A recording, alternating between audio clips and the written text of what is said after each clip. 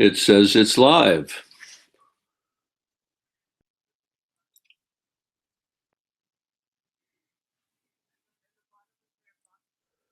Yep.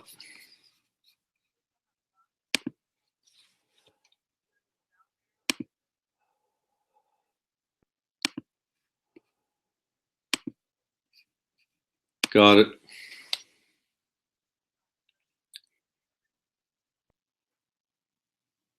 Is anyone there? I won't know. I assume. But all right. Well, good morning. Good afternoon. What's that?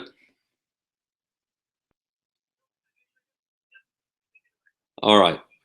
Hello, everyone. I don't know if it's morning, afternoon, evening, or what, but it is early afternoon for me right now.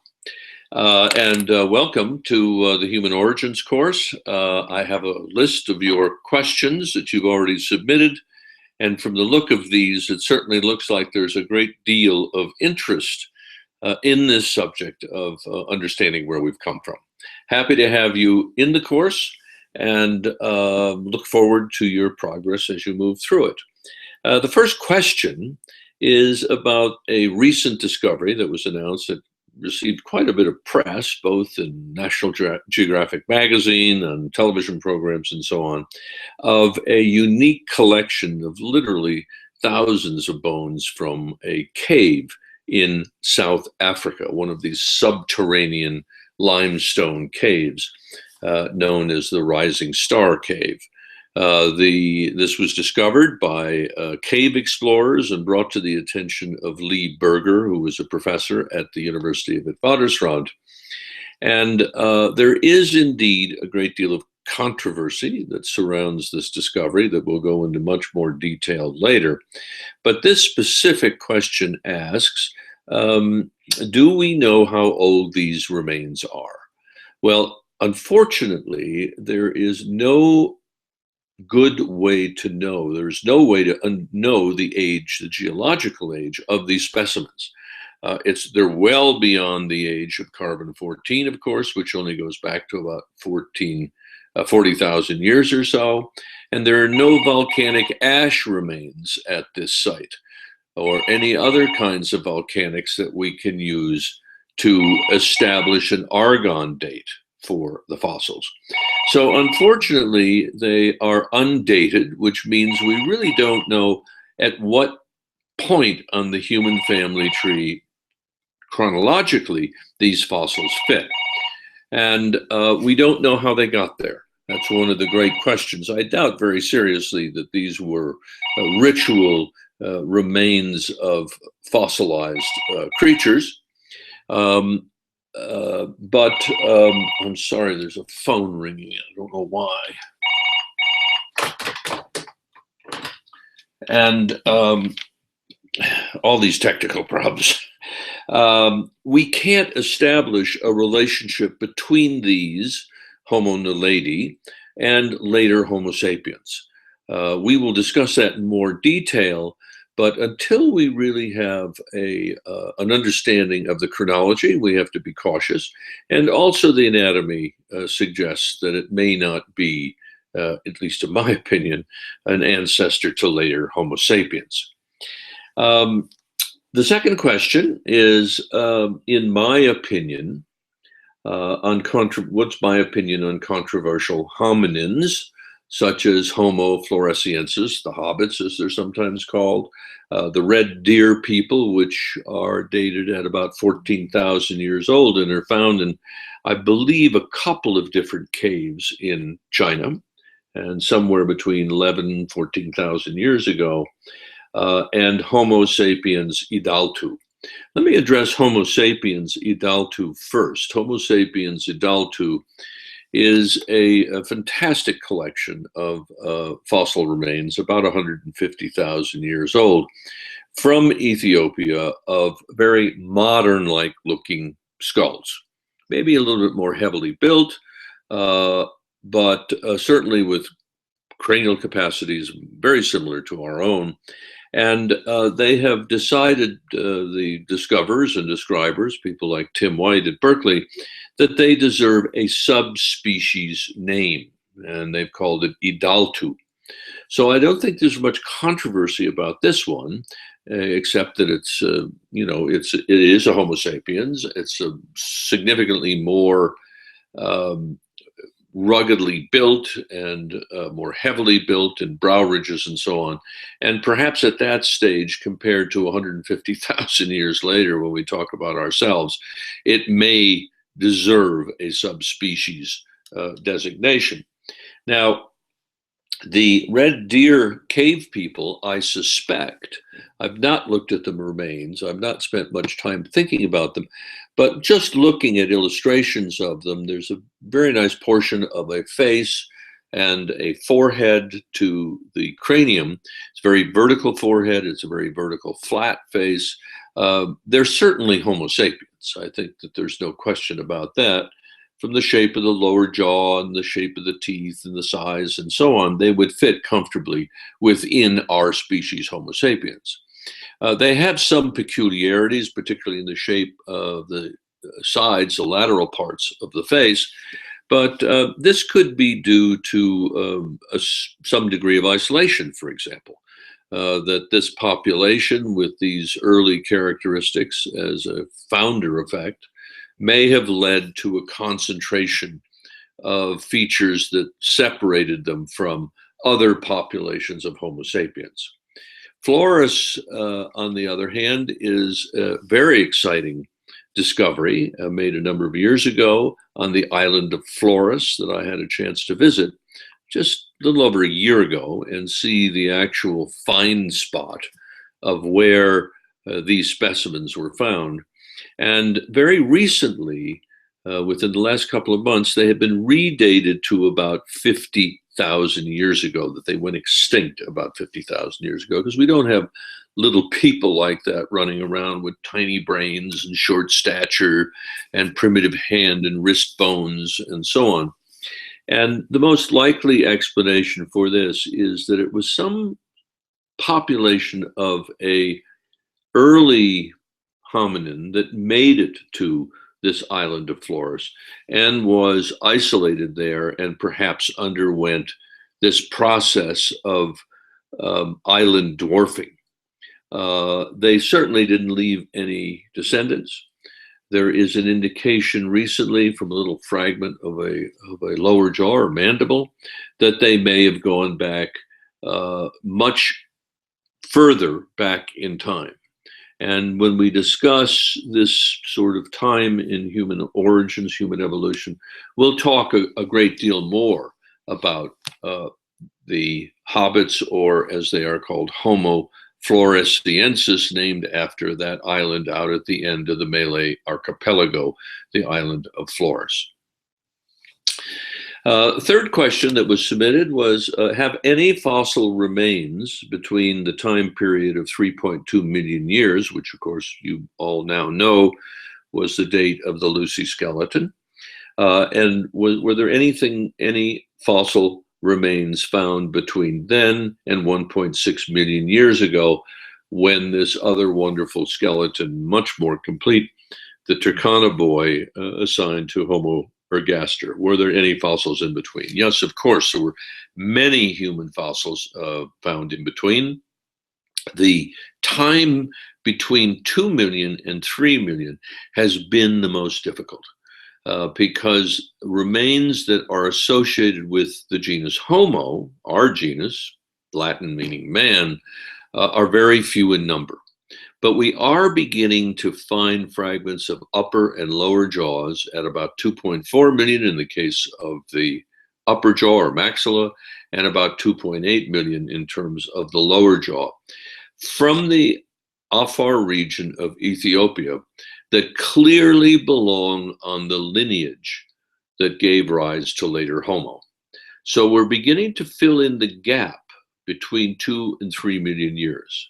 I've written about this many times in the past in several of my books, that this was a critical time period to try to understand where, when, at what evolutionary speed or rate did our genus arise? And it's beginning to look more and more possible that it arose very soon after Lucy's species, Australopithecus afarensis, went extinct, and early Homo had some features that are reminiscent of Lucy's species, particularly in the lower jaw, but also forecasts of our own genus Homo. And then at 2.4 million years, with the recovery by the Institute's team at Hadar in the upper geological reaches, we have been rewarded with this nearly complete upper jaw, which is very Homo-like. We don't have a species for it. We think it has affinities to things like Homo habilis or Homo rudolfensis. We're still trying to figure all of that out. But there were a group of specimens found both at Lake Turkana, where Richard Leakey and his team have worked for so long, and especially at the well-known site of Olduvai Gorge in Tanzania, which have been referred to as Homo habilis. Other fossils that you'll be coming across in this course, other species, include a number of different kinds of Australopithecus. There's Australopithecus aethiopicus, Australopithecus or Australopithecus robustus, Australopithecus boisei. So it appears what's important for you to remember now, are not so much that blizzard of names, but that after about 3 million years, after afarensis disappeared, but apparently was ancestral to a number of lineages later in time, we begin to see what I think we've already talked about in the course as an adaptive radiation, that there was a bifurcation into a number of different lineages that led to a number of distinct species.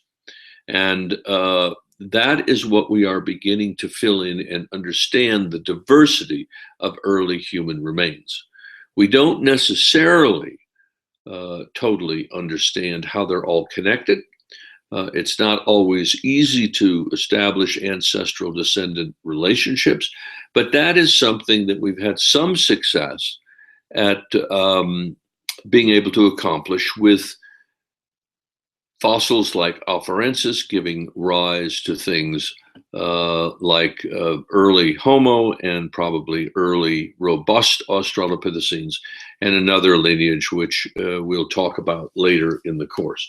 So there have been a lot of fossils discovered. There are fossils being discovered every year, as you well know, if you followed this subject at all.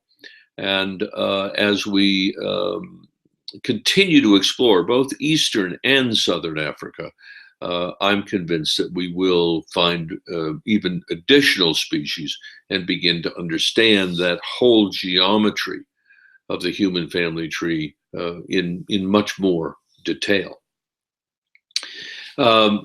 Question 4 is, were the Australopithecines sexually dimorphic? Meaning that males were significantly larger than females, or females were significantly smaller than males. In the case of afarensis, where we have hundreds of specimens, we can see that they do more or less divide into two groups: larger individuals and smaller individuals. Lucy herself, for example, who continues to be the benchmark for so much of this, was only about 3.5 feet in stature, a little over 1 meter in size. And male or bones of larger individuals suggest that the males were on the order of up to 5 feet, Lucy weighing only about 60 pounds. And some of these larger males, perhaps even up to twice that weight, 120 pounds. So there's a lot of dimorphism. We see sexual dimorphism somewhat in chimpanzees. We see it considerably in males. You've probably seen gorilla male and female gorillas on TV, or maybe even some of you have seen them in the wild or in the zoo. And males are much larger. In those groups, males really, really look out for the defense of the troops. of the troop that they're living in. They're protecting those groups. For example, today, as the question goes on, are modern Homo sapiens sexually dimorphic? Well, it depends what you're looking at. If you're looking at just size, males do tend to be somewhat more muscularly built. But if you've watched the recent Olympics, as some of us have, you can see that there's quite a range in size. But generally, there's a low level of sexual dimorphism in terms of size, but there are certainly marked differences in terms of sexual organs, for example, that make us sexually dimorphic, which is another way of looking at sexual dimorphism. So, in essence, what we see over time, generally, mainly through the work of people like Henry McHenry, recently retired at the University of California at Davis, that sexual dimorphism has diminished quite considerably within Homo sapiens compared to early apes in the Miocene, for example, or to early Australopithecus. Early Australopithecus has a tremendous amount of sexual dimorphism. And don't want to go into the explanations, the potential explanations or observations that might make that a little more understandable. We'll talk about why sexual dimorphism perhaps is so much more marked in early hominids than it is in modern humans. And you'll just have to wait to hear about that later in the course. Following question is how has satellite imagery been used to determine where there might be the possibility of finding something? Well, some of you may have recently noticed that there are some stone structures and so on in the Yucatan Peninsula that have been discovered through satellite photos and remote sensing. And there are signatures left in the ground, so even if it's in a forested area where this one temple was found, that were discovered through satellite imagery.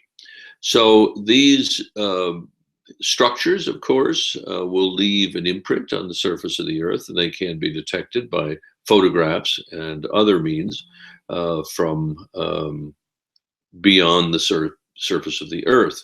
So satellite images have proven important to many archaeologists. Sometimes ancient river channels where there must have been water in the past, and the possibility of sites in those areas, particularly in the Middle East, in places like Saudi Arabia, and I suspect also in other places like Iran, would be given quite an assist by applying satellite imagery or remote sensing. The National Geographic Society, I know I've spoken to someone recently, is going to be undertaking a very major remote sensing survey of the Valley of the Kings in Egypt. And as you know, there are tombs throughout that area, and there are probably many, many tombs that have been covered over the millennia by sand, and they're not easily visible. You don't see them like the Pyramid of Giza, for example. And remote sensing there is going to map what some Egyptologists believe might be hundreds of tombs yet undiscovered and unexcavated. In our work in Ethiopia and in the Great Rift Valley, these satellite images are frequently very important in helping us follow certain kinds of reflectance patterns that tell us something about what kinds of sediments are there. They help us with our geological mapping. They, of course, in areas that are totally unexplored, if all you see are volcanic rocks, you know you're not going to find fossils in them, that you want to find places where you find sedimentary rocks, like sands and clays and ancient lakes and river basins and so on. So those are a few examples and a few ways in which modern technology is helping us discover the possibilities of finding something. There's still no means that we can use to say there's going to be a human ancestor fossil, a hominin, if we start excavating there. We are still bound by the process of surface survey, where we literally walk the ground day in and day out, looking for indications, for signs that fragments of bones that are from an ancient human skeleton are eroding out of that deposit. These areas, in some instances, are vast places. And stone tools might indicate that there was a living surface there, that there might be an archaeological site with the possibility of finding human fossils. But it's only through this surface survey where we get indications that in that pack of sediments somewhere is a layer that contains parts of a fossilized human or an archaeological site. And that is only through dedicated field teams that spend literally months on end in these desertic regions. And we've talked about that already, I believe, in the course, and we will come back to it from time to time, because some people wonder, well, is it just a matter of luck? Well, it's not just a matter of luck. It's a matter of understanding the geology. It's a matter of using perhaps satellite or aerial photographs. It's a matter of having experience in the field. When you're in a pack of sediments that are way out in the middle of the lake that are made up of clays or silts, it's very unlikely you're going to find fossils out there. But if you're near a beach where probably Lucy was living and died and was buried, it's quite different. That there you have a concentration of bones, and you want to follow that geological horizon. And you want to be out on those outcrops as much as you possibly can, with keen eyes and a lot of dedication, because sometimes you're out there for months and you don't find anything, or years. But it really is the only way to find these things, to become familiarized with them, what they look like. I would never have known when I picked up Lucy's little elbow bone that that was from a human skeleton if I had not studied non-human mammal skeletons. So it's not necessarily just luck. We don't just stumble across these things, as the press likes to say. There's a lot involved. It would be great if there was some kind of sensing or X-ray penetration into these zones that would say, oh, there are a collection of bones here, and you could look at the shape of them and say that is a human fossil in there. I don't think that's coming to your theater anytime soon. Very good question about tools, in the sense that perishable tools, for example, like wood implements.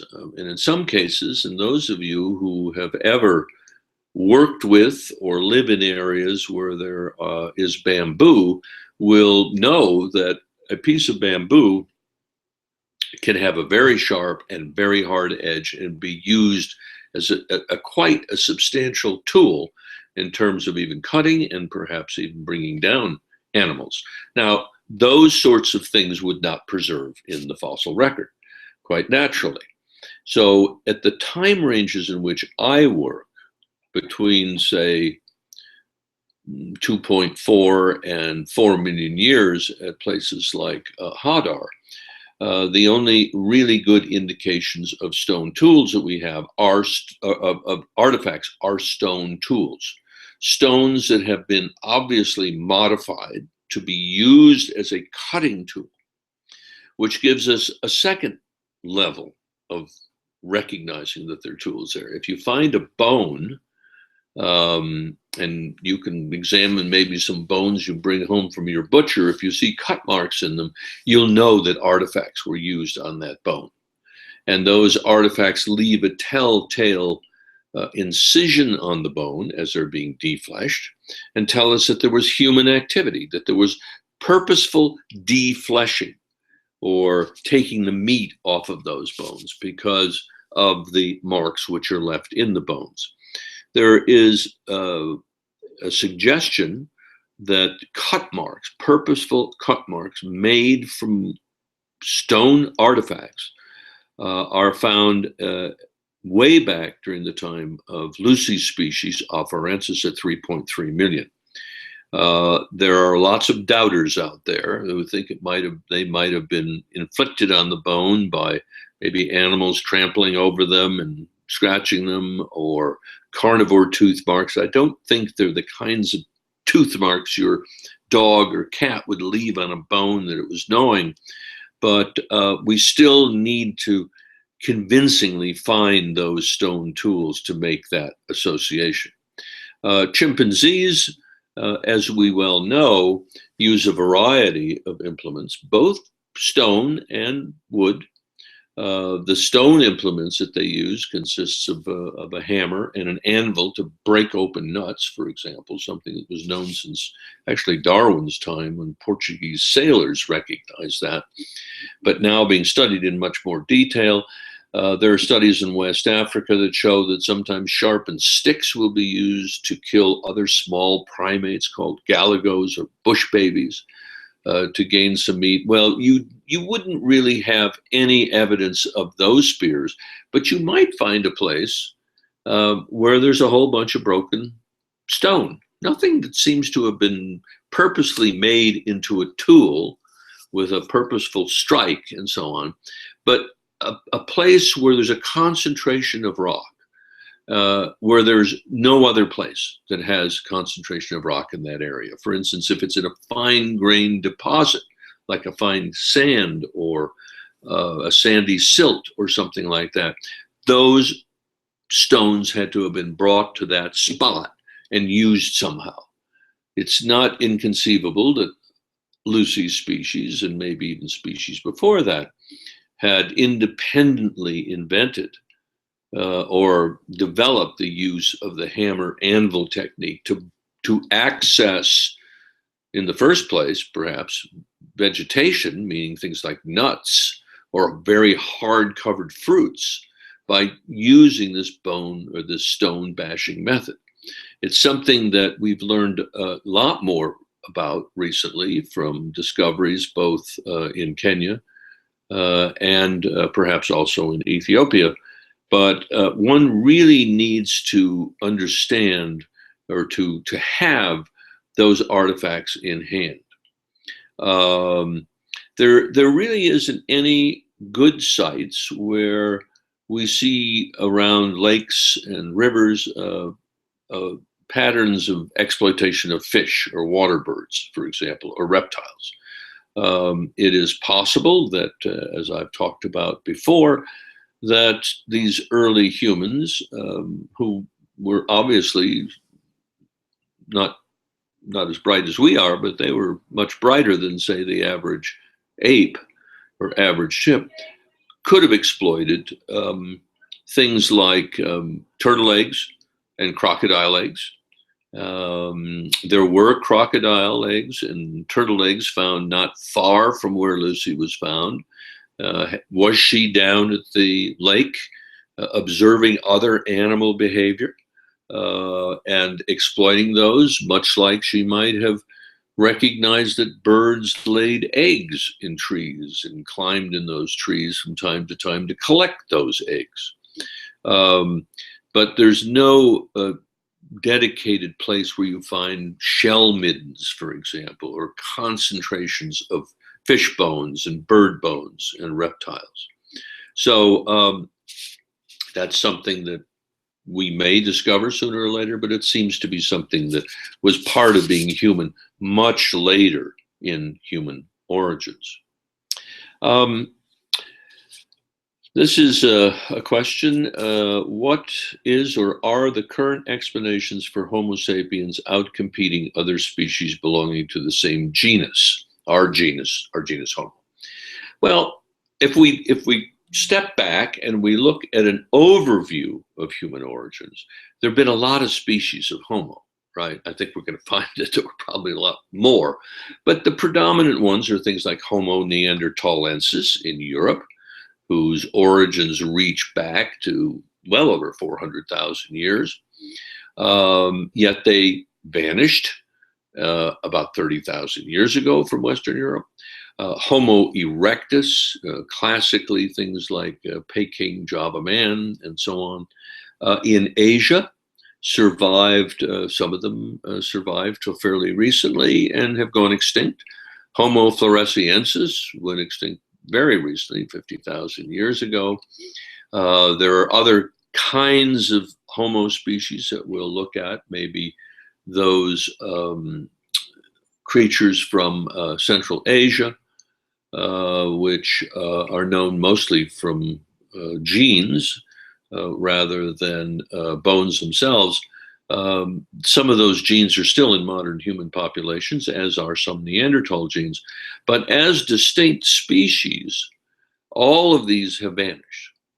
And we can't pinpoint the exact times when they disappeared, but we do know that a very long-lived species, like Neanderthals, for example, Homo neanderthalensis, if we went back to Europe 35 or 40,000 years ago, which is not very long when you compare it to things like Afarensis at 3 to 4 million years in time, we would meet aliens, and those aliens would be Neanderthals.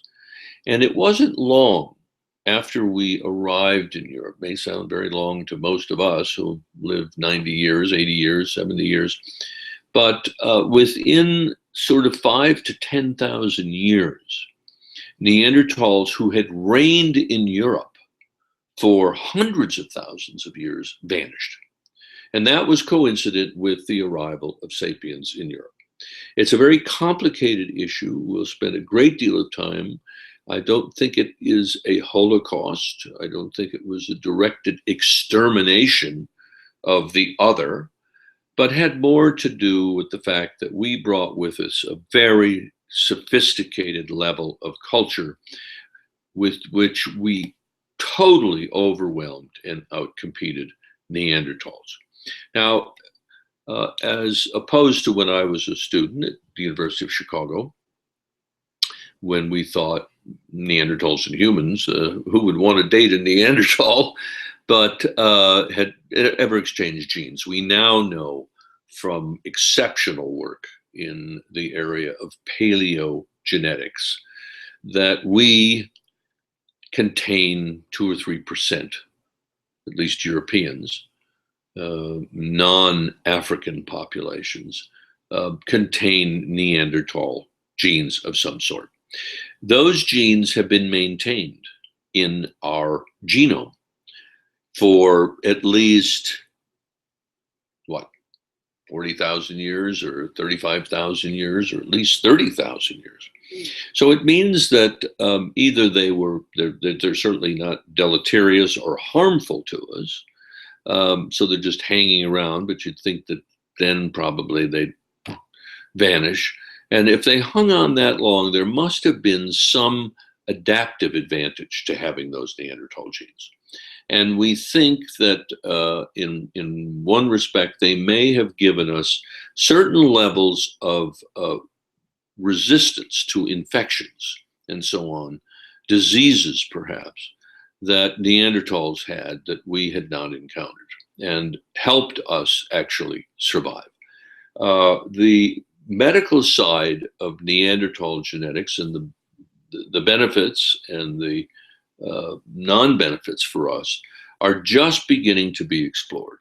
But apparently there were a number of things that we inherited with Neanderthal genes that have been beneficial for our survival. So that's an ongoing and unfolding story as more and more Neanderthals and more early European sapiens are being sequenced through this modern world of genetics in which we live. So watch for later lectures when we talk about that. Eighth question is, we've learned about places like Omo, Olduvai, Laetoli, and Hadar. These are sites that have been very productive work is still going on in a number of different regions of the Olduvai Gorge in northern Tanzania. New things are being discovered. And I will be going to Spain shortly to deliver a couple of lectures at some museum exhibits that are being opened that will have some original Olduvai fossils, and will also highlight some new discoveries from Olduvai. Very productive site, not only just for fossils, but also for trying to understand ancient lifeways because of the extremely rich geology and archaeology, I should say. So amazing conditions must be met in order to have access to places where million-year-old fossils might be scattered around. Well, yes, I mean, one has to find these places, and I've told you probably in lectures, and you've read about or will hear more about how Hadar was discovered through a French geologist, not an anthropologist, not a paleontologist, recognized the rich concentration of bones, and interested me and others to go and work with him. Of course, you have to have permits to work in these places and so on. But I think what they're getting at here in this question is some places are better than others, yet there must be more areas where fossils exist. Well, yes, different sites are important for different reasons. We're opening windows into the past, sometimes with different levels of importance. The Omo in southern Ethiopia, where I apprenticed in the early 1970s, is very important because it really established over a long period of almost 4 million years a geochronological framework because of the volcanic ashes. This was a very, very active volcanic region. And geochronology, particularly potassium argon dating, was undergoing a real fluorescence at that point. And because of the nature of the long depositional sequence, we've gotten a good framework in which to place all of these discoveries. Other sites like Laetoli were very special, unique in this case, in finding fossil human footprints. Of course, potentially some early Homo footprints have been found about the same age as the Turkana boy at Lake Turkana a few years ago in a soft mud. But Laetoli is very unique because of the volcanic ashes that form this substrate, this wet substrate for early humans to walk in. So you have to have the right depositional environments. Olduvai, Omo didn't really present us with very many complete fossils, for example, or even partial skeletons, because it was dominated by a very large river, a dynamic system in which water is moving quickly, rocks are being moved about, bones are being broken up, and sometimes only the harder parts of the body, particularly the teeth, were preserved. Everything else was just smashed to smithereens and ground up into sand size or smaller particles. Hadar was very important because it was essentially dominated by a lake. So that animals who were nice enough to die and fall into that lake or be washed into that lake were preserved. It was a lower energy environment. So different places offer different opportunities, but I think the last part of this, which is really interesting, is which places are next?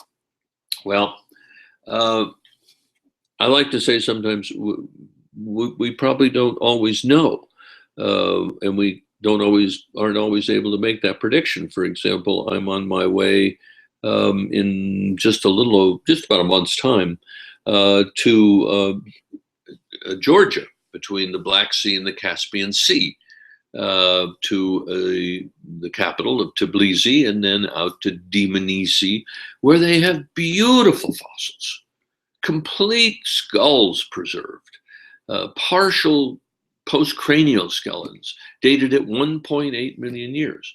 If this question had been asked of me 20 years ago, would I have ever predicted that there would be an extraordinary layer of fossils found in the basement of an old monastery along the Silk Road? No, of course not. So there are going to be some surprise places, of course. But within the Great Rift Valley itself, with which I am so familiar, I would suggest that places like Eritrea, northeast of Ethiopia, I've been there. I know there are fossils there. There have been a few hominin fossils found in Eritrea. It's a country that presents a number of challenges for us to work in today.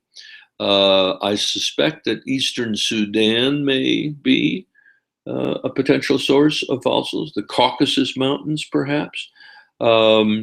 And certainly in Africa, further south in Africa and southern Africa, there are lots of cave sites that are under exploration or under discovery at this moment. And I suspect that there will be many more fossils. There are fossils out there to be found.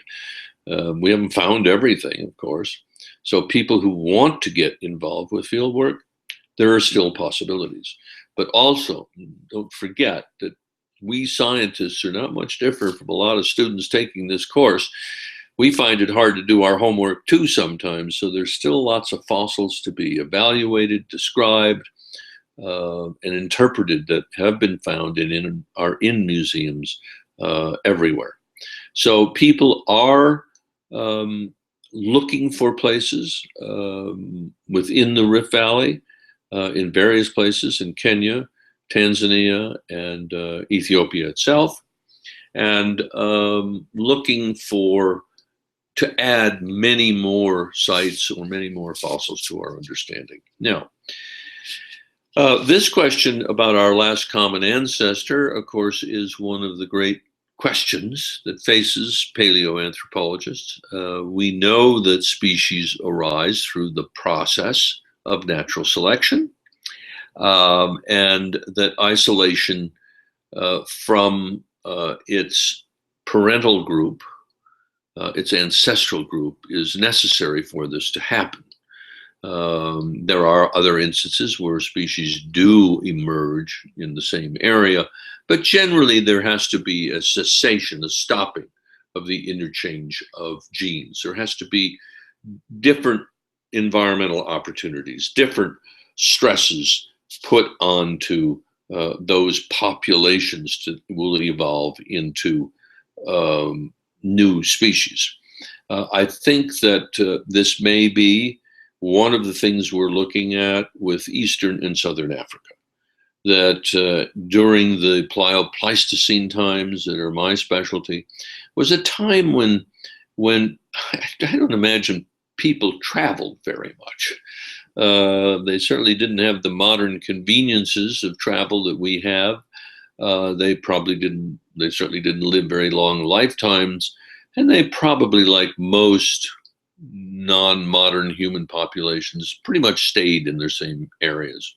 And it is interesting that in terms of species, we don't find species in common between the Southern Africa arena and the East African arena. I think those were geographically separated and presented very different environmental conditions that led to different species. The question here is, if chimps and humans had a common ancestor, then there must have been a time when the species originating from the common ancestor either got to develop into two different environments or were separated by some other barrier. If we look at all of the sites in Eastern Africa, and we look back into the Miocene, meaning past, say, 10 million years, 8 million years ago, the apes were widespread from the west coast of Africa all the way across to the east coast of Africa. There are great fossil apes found in Kenya, for example. And these were all associated with tropical rainforests. There was a diversity of apes that exploited those environments, but with the beginning of the disappearance of that tropical rainforest belt across Africa and its replacement in Eastern Africa with more open areas, open woodlands, savannas, whatever, in all of the sites where we found human fossils, there's not a single ape tooth. So clearly there was a major separation that was brought about by a geographical blockage of genes moving back and forth. And this is probably what really led to hominids in the eastern part of Africa as opposed to the western part of Africa. But we also have to remember another caveat is that we don't have good geological deposits in West Africa. We don't know what the Plio-Pleistocene really looked like. People have looked, hoping to find some of those, but unfortunately, the geology, as I like to say, has not been very kind to us in those more tropical forested areas. In terms of mixing, as it says here, I wonder why, it says, I wonder why we see chimps and humans existing in similar environments. Well, that's probably a later sort of occasion or occurrence when we began to spread out because culturally we were able to, and we live in areas and overlap with chimps and gorillas. But that's nothing odd about that. The only thing odd about it is that we are unfortunately beginning to exterminate the African apes.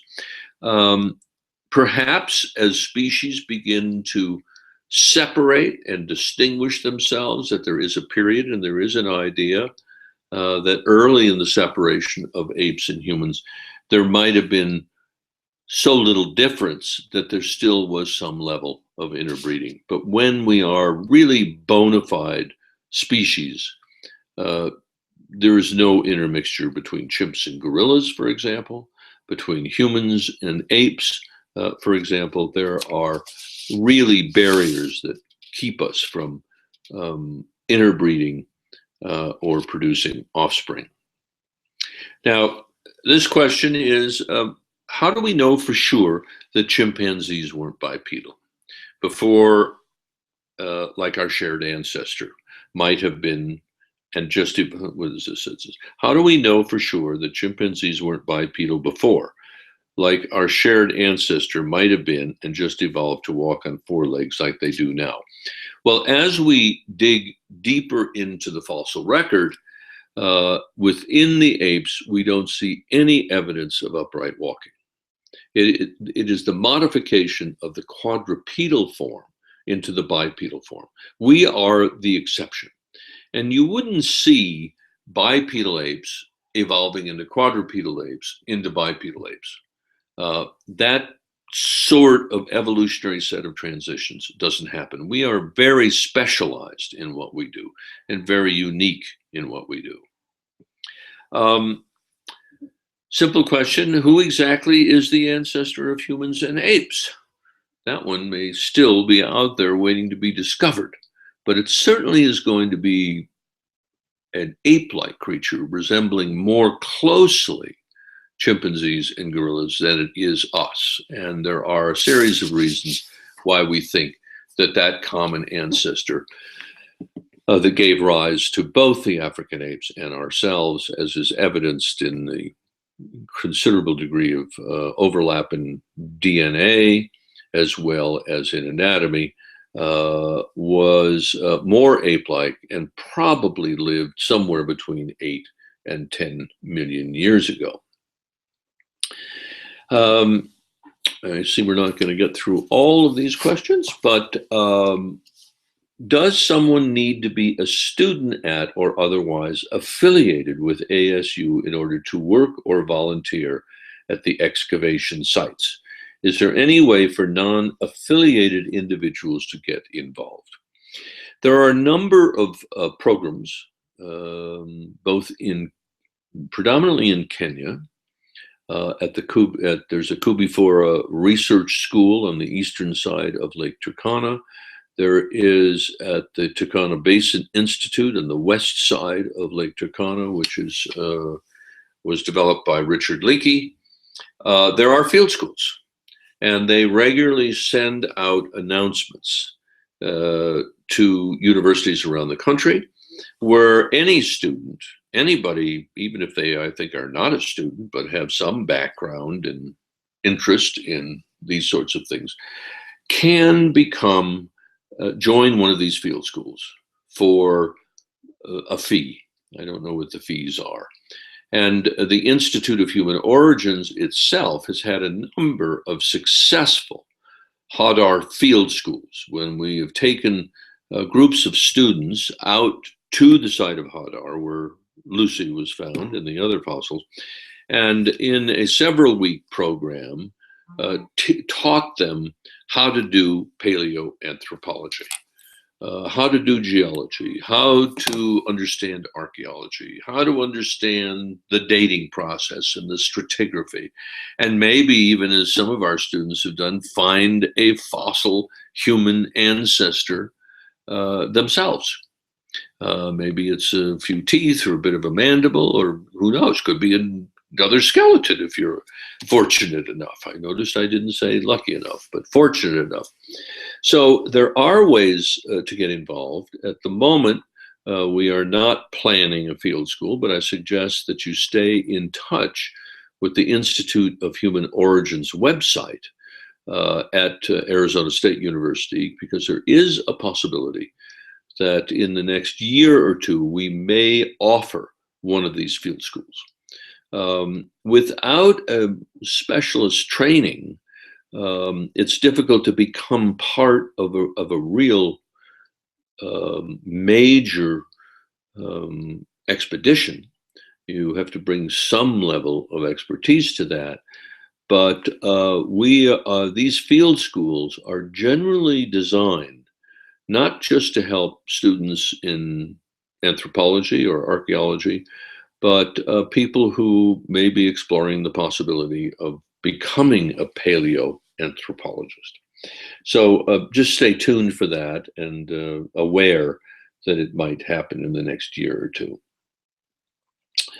I've not done my homework. I've not read the book Sapiens. I'm not sure what this writer's premise is. It seems to have something to do with fiction and gossip. Humans are storytellers, and ever since we had adopted or were given the gift of language, symbolic language, we were certainly love to tell stories, and that's just part of our nature. But I'd have to read that, so I'm sorry to say I have not read that book, Sapiens, but it is somewhere here for me to have a look at when I have some time. Question 3, under about society's view of anthropology, popular culture, and getting involved. We talked about getting involved, talking about popular culture. Society's view of what we do is shaped by not so much these in-depth scientific articles we publish in journals, but by articles in the National Geographic magazine, by popular books. I mean, when I was a graduate student, the only sort of popular books that were being written were sort of semi-fictional, like African Genesis, which is a stunning read, but it's made up of a bunch of just so stories in many instances, things that you really can't validate or prove or actually disprove. But there was a period of time when I was a graduate student and an undergraduate when scientists didn't write popular books. Well, I've participated in writing, 5 or 6 of those books, some of which you may have read. My first book, Lucy, is still in print.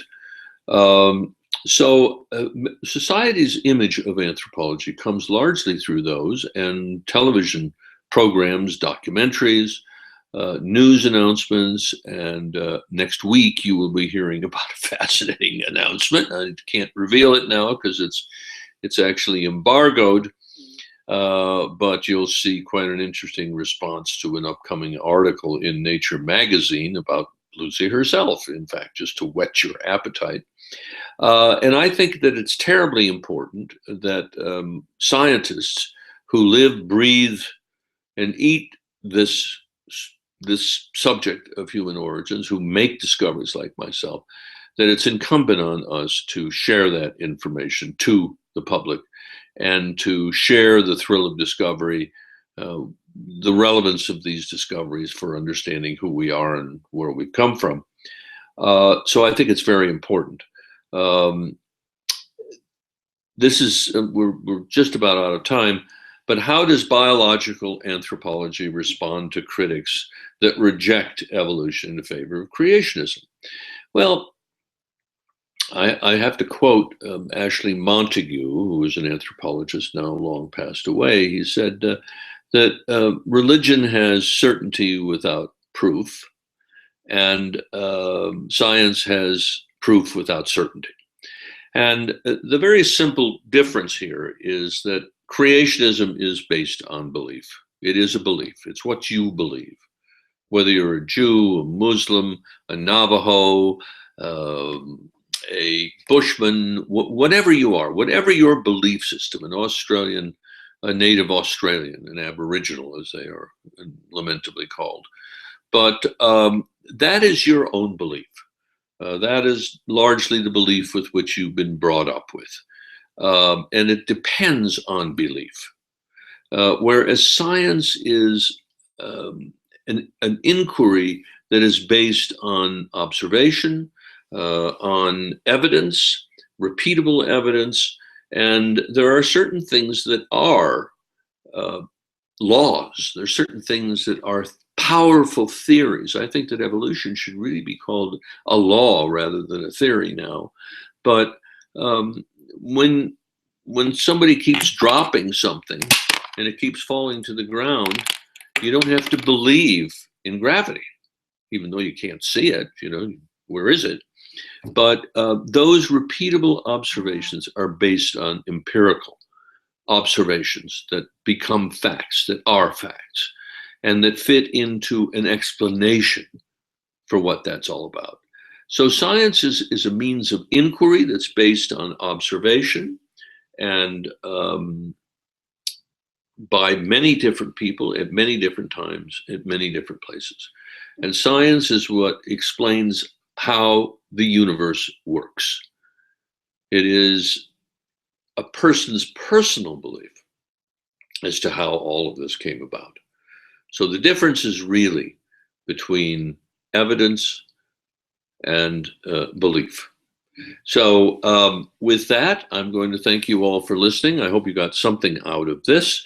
As you know from this and other parts of other lectures that I've given, that this has been a great passion for me my whole life. It continues to be. And I'm so pleased that you're with us in this course, Human Origins. And I wish you all the best as you proceed. So study hard, enjoy the subject, learn more about who your ancestors were. Thank you.